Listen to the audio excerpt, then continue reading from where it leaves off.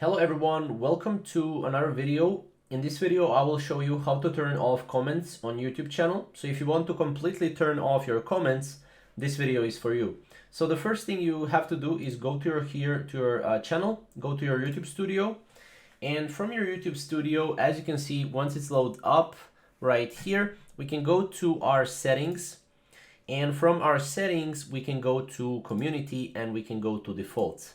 Now here, as you can see, we can allow all comments and we can disable comments, right? So, and this disabling comments means that, for the new videos, you will be able to disable all the comments as well as older videos as far as I'm concerned. And yeah, you can also hold all comments for review. You can hold potentially inappropriate comments for review as well. And you can basically disable or allow comments on your, as you can see, settings applies to community posts and new videos, right? So on your new videos and community posts.